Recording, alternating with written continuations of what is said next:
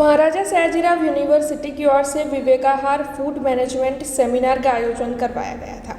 विवेकाहार सजग फूड आदतें और फूड मैनेजमेंट पर राष्ट्रीय सम्मेलन का आयोजन वडोदरा की महाराजा सयाजीराव यूनिवर्सिटी की ओर से करवाया गया था। दरअसल महाराजा सयाजीराव यूनिवर्सिटी के मैनेजमेंट अध्ययन संकाय की ओर से ये सेमिनार पंडित दीनदयाल उपाध्याय ऑडिटोरियम पर आयोजित करवाया गया था, जिसकी शुरुआत दीप प्रागट्य कर करवाई गई थी, जिसके बाद प्रार्थना की गई थी और फिर यूनिवर्सिटी का गीत पेश किया गया था। आपको बता दें कि ओपनिंग सत्र में प्रबंधन अभ्यास संकाय के प्रभावी डीन और कार्यक्रम संयोजक प्रोफेसर डॉक्टर सुनीता शर्मा की ओर से स्वागत प्रवचन दिया गया था, जिसके बाद अन्य कई सहायक प्रोफेसर की ओर से सभी को संबोधित किया गया था।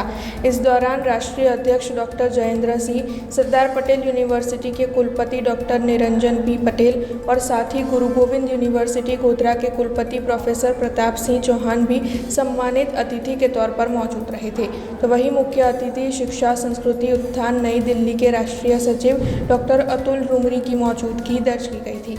इसके अलावा नेशनल सेक्रेटरी डॉक्टर अतुल भाई कोठारी और साथ ही यूनिवर्सिटी के वाइस चांसलर डॉक्टर धनेश पटेल तो वहाँ पर मौजूद रहे ही थे। आज जे आ एक दिवसનો સેમિનાર છે એનો વિષય છે વિવેક આહાર અને અન્નનું પ્રબંધન એટલે ફૂડ મેનેજમેન્ટ।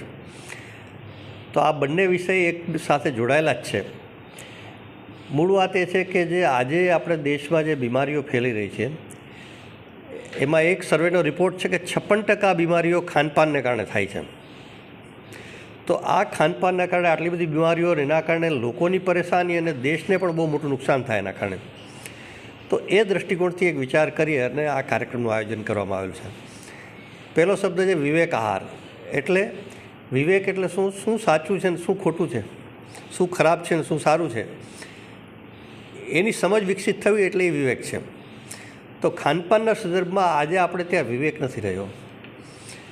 આપણે ત્યાં ઋતુ અનુસાર ખાનપાન હોય, સમય અનુસાર ખાનપાન હોય, વ્યક્તિની પોતાની પ્રકૃતિ અનુસાર ખાનપાન હોય, એ બધી વાતો લોકોના ધ્યાનમાં જ નથી।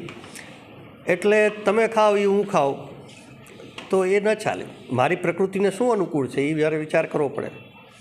એટલે અને મોસમ અનુસાર ખાનપાન આપણે ત્યાં કહીએ કે ભાઈ શાકભાજી હોય તો રીંગણા કોબી એ ઉનાળામાં ન ખવાય, ચોમાસામાં ન ખવાય, એ શિયાળામાં જ ખવાય। પરંતુ આજે ખબર જ નથી લોકોનો વાંક નથી કાઢતો, લોકોમાં આ વાતની ચર્ચા જ નથી, ખબર જ નથી। તો આપણે ત્યાં વરસાદ પછી કેરી ન ખવાય એમ કહી। તો હું એકવાર સુરત ગયો તો શિયાળામાં રસ મારી પાસે આવી ગયો। હવે મજબૂરી મારે ખાવો પડ્યો એ કે તમારે આવ્યા છે એટલે ખાસ મગાવ્યો છે। હવે એ પ્રિઝર્વ કરેલો રસ હતો, હવે સ્વાસ્થ્ય માટે હેલ્થ માટે તો સારું હતું જ નહીં।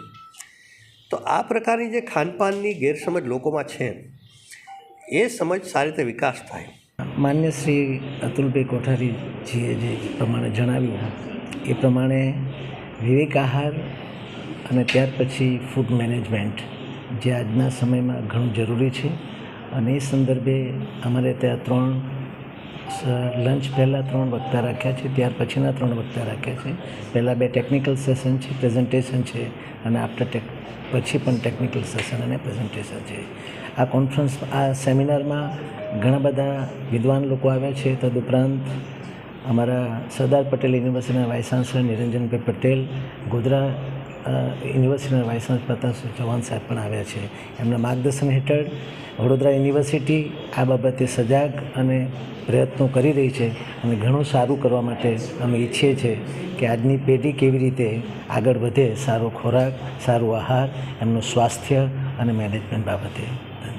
हमसे जुड़े रहने के लिए हमारे YouTube चैनल को सब्सक्राइब करें और नई वीडियो की नोटिफिकेशन के लिए बेल आइकॉन को दबाएं।